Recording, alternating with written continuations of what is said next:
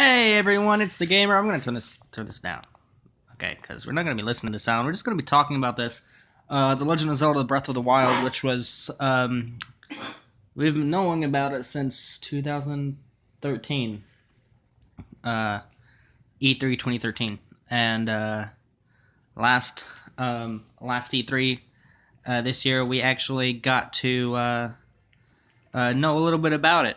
Before I go into any detail, I just want to say um, I'm using IGN's footage for this because I wasn't at E3, so I didn't get to play it myself. But I still want to talk about it, so IGN plug there to avoid any copyright stuff there.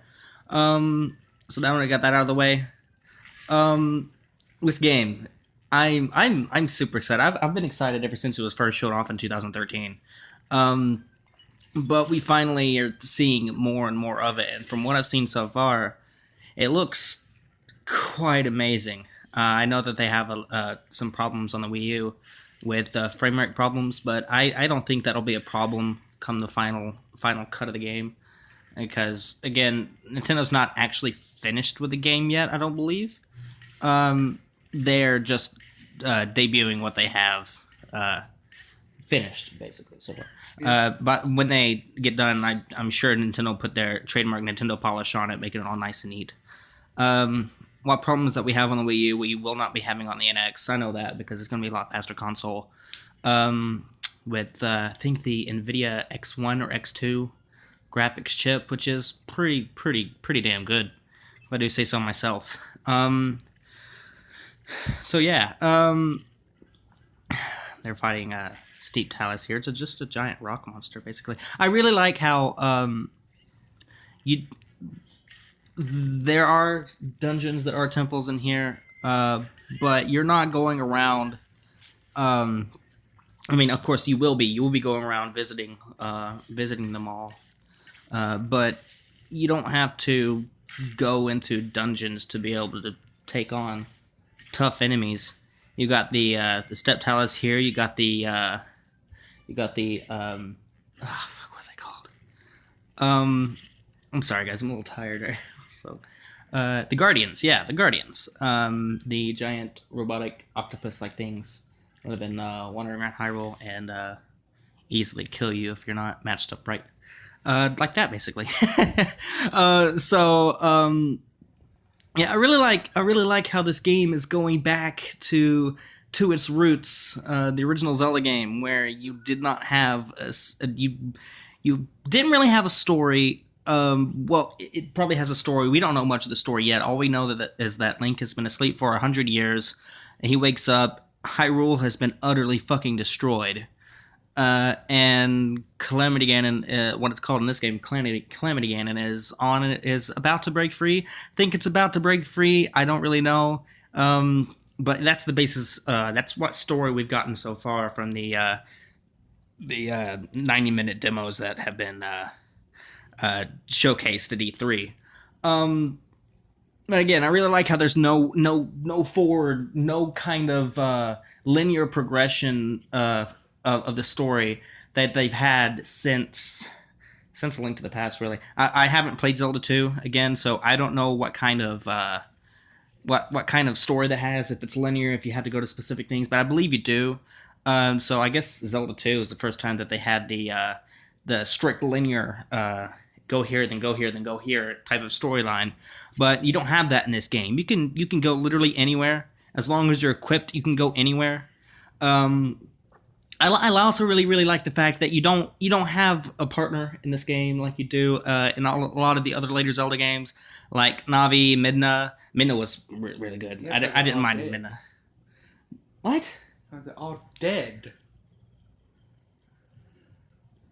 That's something we'll discuss a little bit later. But I'm just talking about the fact that all the other Zelda games have had a partner hold your hand through the entire game. Basically, you don't have that. You're all on your own here. You can use the Wolf Link Amiibo to give yourself a sort of a partner, but it's not like a hand-holding partner because, shit, the Wolf Link Amiibo will actually fight with you. But, before I start playing the game, which I'll definitely be playing this game, I'm going to play it as soon as it comes out, I'll find a way. if I have to kill someone for it. I'm just kidding. I'm not actually going to kill someone for that. So just pass that by. Um, you actually play Twilight Princess, and in the cave of let's see, uh, Cave of Shadows. I think that's what it's called. It's like 50 levels of incredibly hard stuff or something like that. It's very reminiscent of the trial cave that you have in Wind Waker, where you can keep going deeper and deeper. You get a Triforce shard in there by keep going down, and it is actually key to the plot. Yep. But the further you go in the Cave of Shadows, and you save it to your Wolf Link amiibo, that's how good the Wolf Link will be in the game. What's an amiibo? You know those little figurine type things you can buy in packages at Walmart? Yeah. That's on the shelf. Those are amiibos.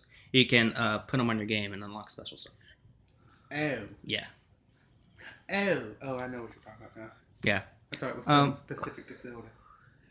They do have they do have specific amiibos. For instance, the Wolf Link amiibo I think only works on Twilight Princess in this game. Mm-hmm. There's also 3 new amiibos that'll be coming out. There'll be the Link Archer, Link on horseback, and a Guardian amiibo. I don't exactly know what the functionality of those will be in the game, but we will find out. We'll probably find out closer and closer it gets to release. At this point, it's March of 2017, because it's expected to be a launch title for the NX, which is also scheduled to come out in March of 2017. So, yeah, no, more stuff about Zelda. The map is huge. Yeah. The map is the biggest map of anything I've seen. Apparently, it's not as big as Witcher 3, but I haven't played Witcher 3. I haven't seen anything about Witcher 3. I just heard that it got Game of the Year last year. That's all I know. Besides that, I really don't know anything about Witcher 3, but this game is supposed to have a map that's 10 or 12. It's either 10 or 12 times bigger than Skyrim. I can't honestly remember. That's another reason why... That's one of the biggest reasons why the Wii U is having frame rate problems at the demos, is because even though it's a short demo, it still has all of that map there, and it's just Wii U really can't take it because it's running on old software. Yeah. And that's with the NX that won't have that problem because it'll have newer processors. Oh, okay. Sorry, I just glanced over at the screen there and saw that link fell. I like how in previous 3D Zelda games you would fall, you would get hurt if you fell from great distances, but I don't think it ever took more than 1.5 hearts away. In this game, the higher you are, the more damage it'll do, and I'm pretty sure if you fell from here all the way to the ground, you would die no matter how many hearts you had. It's more. It's using an Unreal physics engine to, giving the players the ability to basically climb anything. But it's still, they're really, really zoned in on what all can damage you.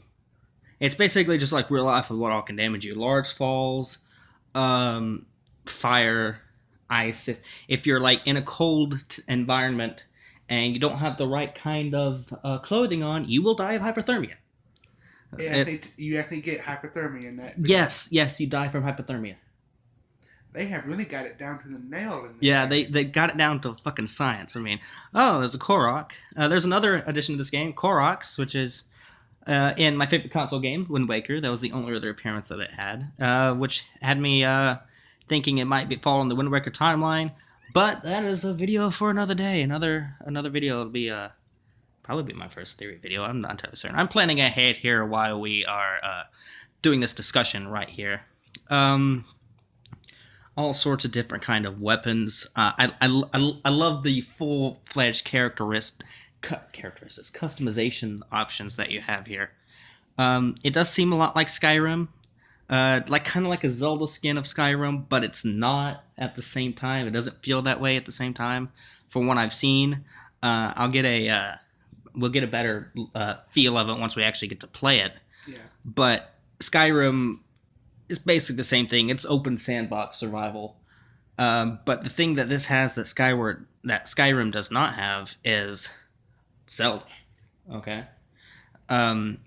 What pulls this game out from the other sandbox type games, I believe, But what my thinking is that and say Skyrim, okay, you're already in some sort of some sort of like Post-apocalyptic. yeah, but I'm thinking of Dark Souls. I'm not thinking of Skyrim. Let's go with Dark Souls because that's the game I know more about. I've watched a lot more Dark Souls than I have Skyrim. I watched a little bit of Skyrim when PewDiePie played it, but he didn't play many episodes, so yeah. Dark Souls are in a post-apocalyptic state where you have to fight like the dead, basically. Zombies. They're not actually zombies. I don't think they could be zombies, but they don't have that craving for human flesh that zombies do. They just want to kill you. Do they eat you? No. Oh. No, they just kill you and just go on. Okay. Fuck you, so. Yeah, but this game is, again, like we said before, it's in a post-apocalyptic Hyrule, something we're not used to.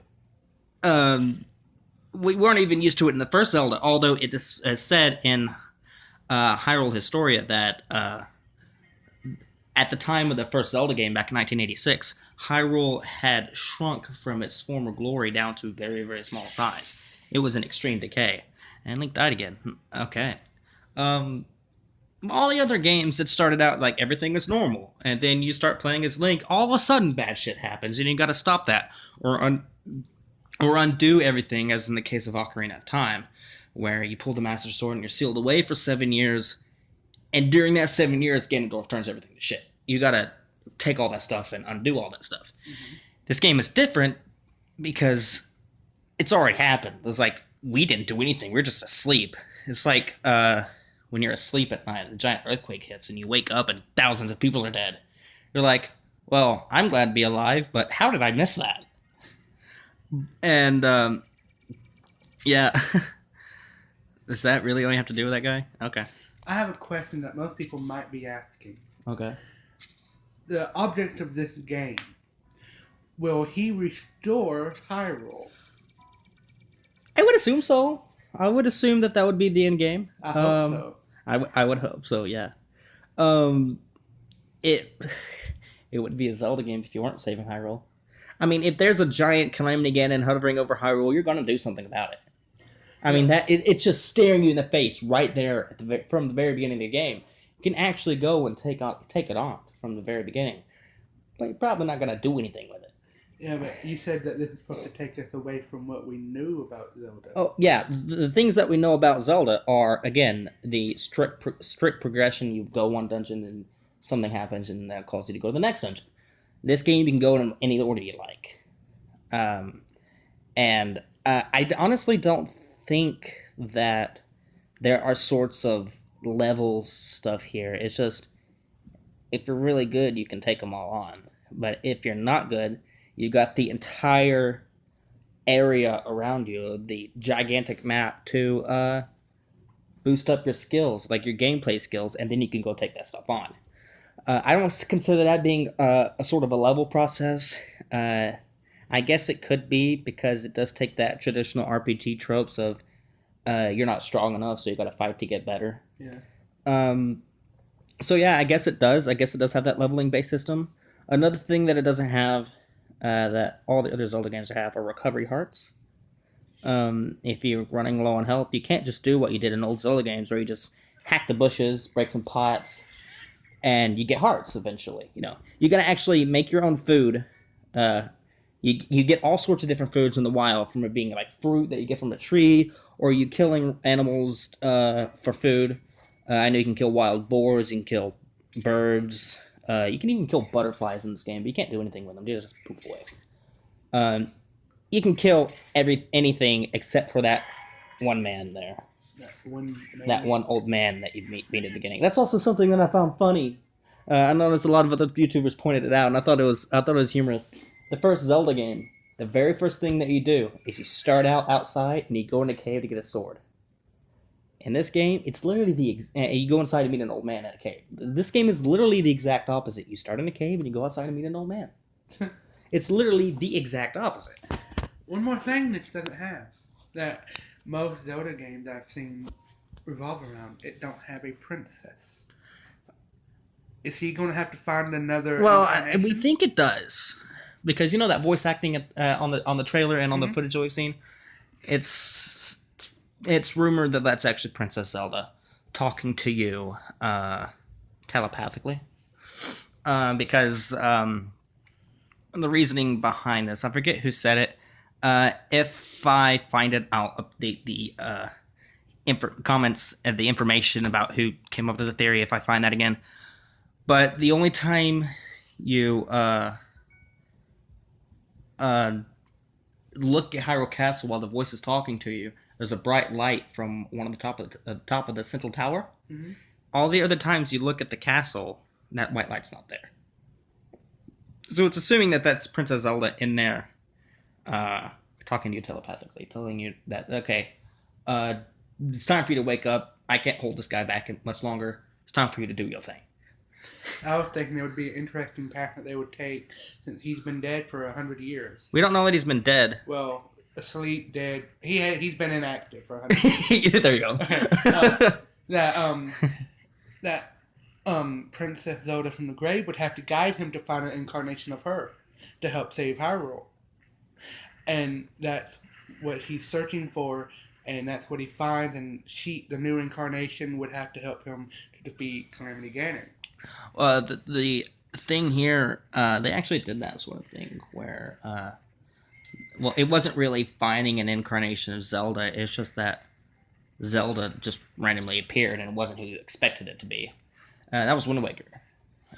Yeah, but both of them didn't know who they were. I believe that the plot in here is with you going to all of the shrines, you finally, you slowly remember who you are. Mm-hmm. And as you remember who you are, you realize how everything happened and what you have to do to fix it. It would seem to me like time is probably, this is just speculation here, but I think time is going to be a big factor in this game, because how do you fix something that's as broken as an entire kingdom in ruin? Power of the Triforce. Yeah, that, but be able to, usually you don't get the Triforce until like the end. I'm not even sure the Triforce will appear in this game. Well, it has to, because he has part of it. No, he doesn't. I don't know. I don't think he does. You usually just start out with nothing, and you have to prove yourself worthy of the Triforce of Courage, and then you get it. And usually towards the end of the game. I thought that was just the thing that the goddess stuck him with. Like, he had it in all the games. He only started out with the Mark of the Triforce in Twilight Princess. I don't exactly remember why he had the crest on him to begin with. But yeah. He's eating food here to recover his health. What were we talking about? Really? Yeah. We were... I got sidetracked. We were talking about him.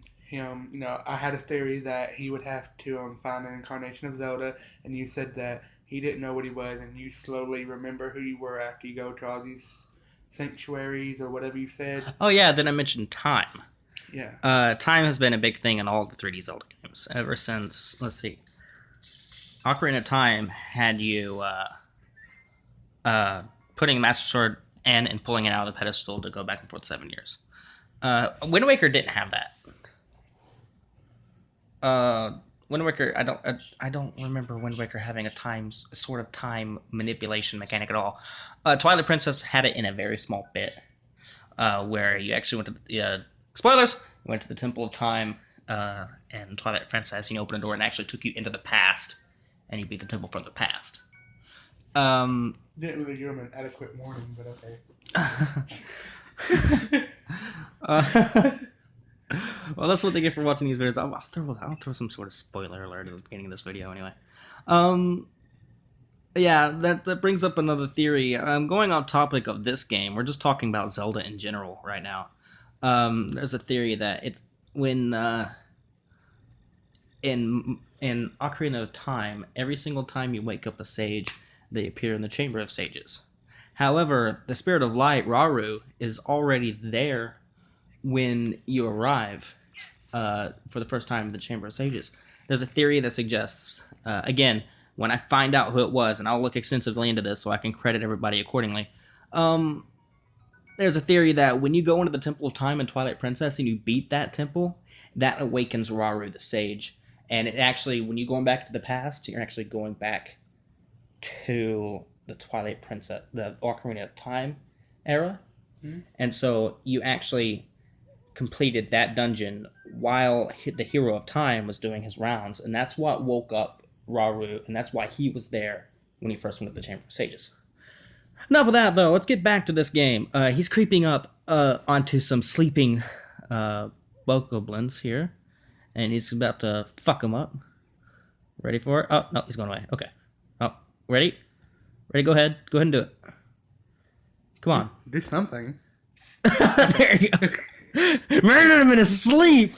That's so cool. You can murder enemies in their sleep. The other didn't even hear a thing. You're dead, bitch. Hey, I want to point something out. Yeah. I think it was one of those. I think it was one of these videos where it said that everyone had either died or moved somewhere else. Yeah. Where did they move to? I don't know. It's possible that there are a lot more people out spread around the world than are seen in the demo, because it's possible that Nintendo took them out for the demo as to not reveal any spoilers about the game. You think about it, you have a large area to explore in this game, in the demo. But the fact that it makes up only 2% of the entire map means that they can showcase this part off and still not give away a lot of spoilers. Sure, you have 4 shrines here in the demo, but there are over 100 shrines. You can get items in each of them. This is going to be a very long game to beat. Yeah, it's going to be a very long game. I like that. I like being able to play a Zelda game for 3 days straight and still not beat it. Yeah. I remember when I got Spirit Tracks for Christmas one year when it was released, and I beat it in 1 day. I got the Wii, and I beat Mario within 5 hours, and I got pissed because I thought it was going to be the good game, and it's just like, barely. As you see here, he's climbing from you can climb anything in this game. Are those bats? No, it's a mushroom? What is a mushroom that can grow almost anywhere? Okay. There's stuff here in this game I didn't even know existed. It appears that a lot of items in this game are going to be on the chopping block, because with the inclusion, I know the fire rod is in this game. So I'm assuming that ice rod will be too, because you can't have a fire rod without an ice rod. I don't know, just speculation again. It might not be there. I also really like how you have to be careful when setting stuff on fire, because everything is flammable. Everything is flammable. If you can go from like a nice controlled fire, but if the wind is not blowing the right way, you set some grass on fire and it catches everything on fire. I would do that just to do that. You gotta be careful though, because you can catch on fire easily and die. Yeah, but good point. There was also the catapult thing. I thought that the catapult thing is funny. I'm gonna be doing that a lot. Just building. It kills you though. Yeah. Another thing that I really like, the death animation, or the lack thereof, really. It makes the game seem a lot realer to me, because, unlike Wind Waker especially, when you die, it, staggers around for, 15 seconds before dropping, finally. Twilight Prince, he just grunts a little bit, and then, falls to his knees, and then down. He does nothing. He does nothing, he just drops. Well, haven't you seen a death in real life? It's more like staggering around for 15 minutes and falling over. Not as dramatic as Wind Waker was. My death will be.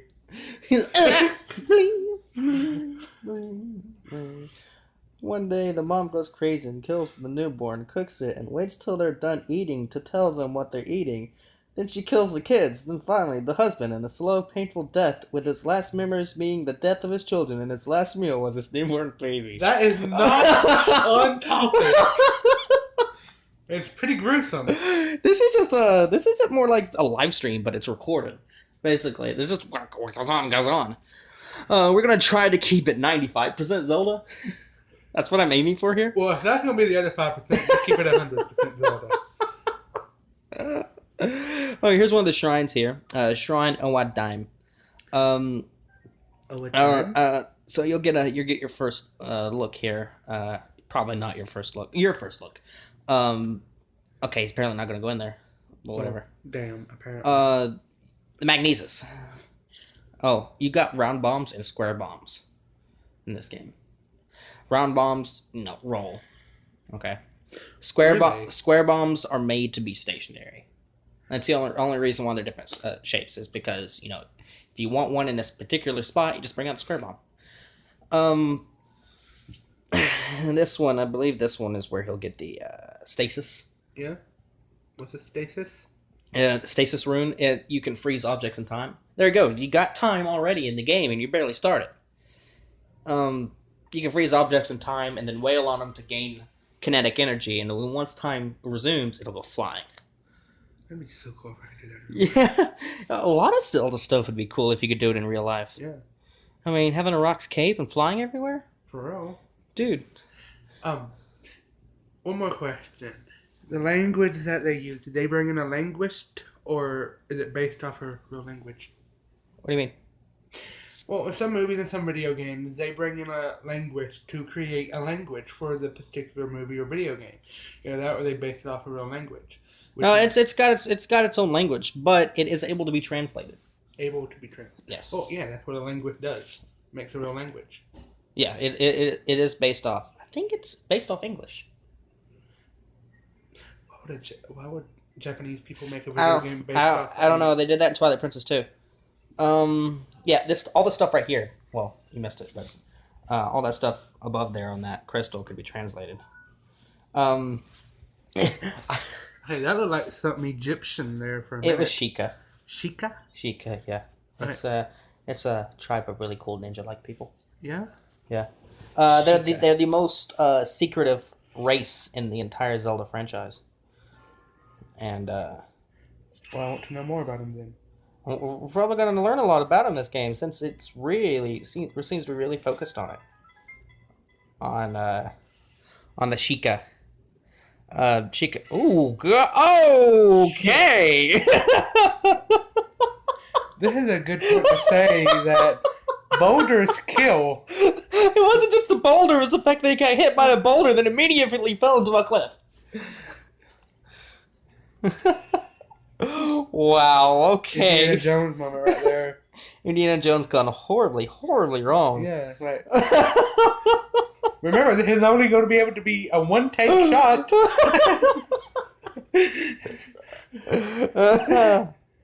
Harrison Ford, we love you, but, one shot. If you don't do this, we're going to have to find someone to replace you. Why? Well, because you'll be dead. Obviously. Oh, God, when he almost died, I almost had a heart attack. Remember that? He was in a plane crash? Yeah. I didn't quit watching the news until it was over. Did you quit watching the news? No, because they were covering it, and I didn't want him to die. Please, we need a 5th Indiana Jones movie. Something to bring us back from the horrors of Kingdom of the Crystal Skull. Fuck Indiana Jones, I was more worried about Star Wars. He's out of Star Wars now. Well, now I know that. Then I did.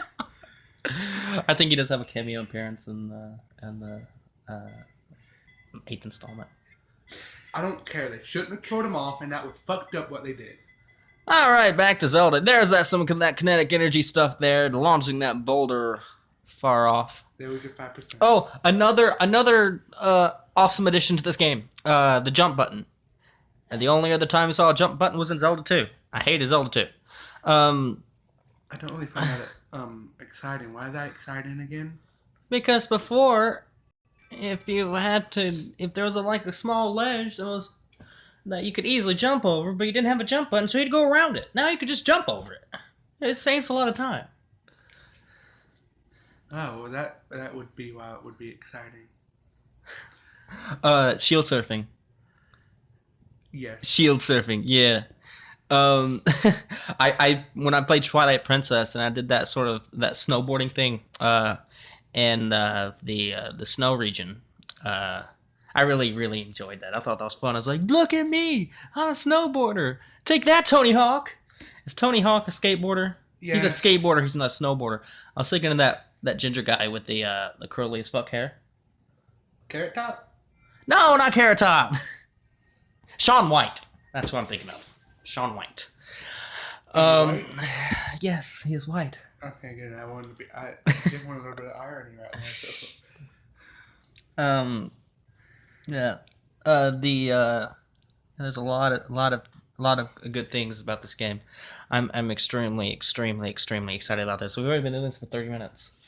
Don't feel like it though. No, just because we just been talking, bro. Oh, look at that! Look. Woo! That's epic. That is epic right there. Yeah. We stick to this. And what if I do that? Okay, hold still. I want to freeze. No, just freeze. You're not gonna freeze me, dude. Hey, now I'm gonna hit you multiple times to see if you go flying. No. Huh. I did it! Oh man, I'm gonna have a blast playing this game. I also have a fear that I'm going to suck badly because Skyward Sword had the stamina meter when you're climbing as well, but you could only climb in certain places, and even in the certain places that I could climb, I had trouble staying on because I would run out of stamina. So imagine if I'm climbing up something like this and I run out of stamina, I'm gonna die. Well, maybe it's when you climb something like that. This game, the stamina dissipates slower. It does. Because it has taller objects. You're right about that. It would make sense for it to deplete slower as you're climbing. Slower than Skyward Sword did. Yeah. Yeah. It does make sense. I don't know what they're doing here.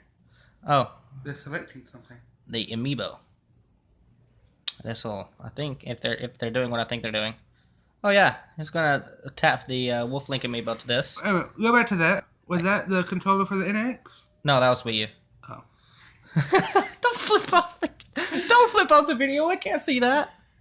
Oh, look, he's freezing, and so he put on a different outfit so he wouldn't freeze to death. Common sense. Yeah. That means you'll probably get a heat resistant outfit too for when you're like in Death Mountain and all that cool stuff. He's gonna chop down this tree with the sledgehammer. Is he gonna chop down the tree with the sledgehammer? No, you probably have to select it. Give him a minute. I mean, damn. I was like, you can use weapons for a lot of different items here, but I don't think hitting a tree with a sledgehammer is gonna do much. I'm just saying, Oh, it does a lot. Not to the tree, but to you. Trust me. And to your weapon. A couple hits, it'll break. Yeah! Shield surfing! That. Woo! I want to do that.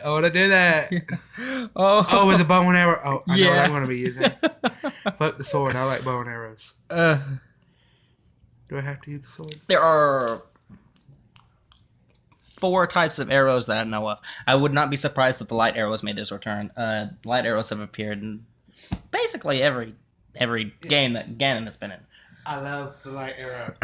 You have the regular arrows, of course, and you got fire arrows and ice arrows. Unlike other Zelda games where you had those kind of arrows, you would actually use magic onto regular arrows to turn them into fire and ice arrows. So as you used one, it would deplete your total arrow count. That's not the case in this game. You have your fire arrows are different from your regular arrows.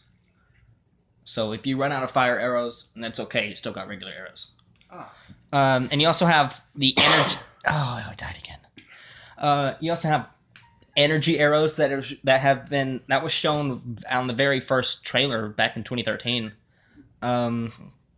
which is suspected to use the same kind of Shiekah technology that is used on the Guardians and the Shiekah Slades and all that cool stuff.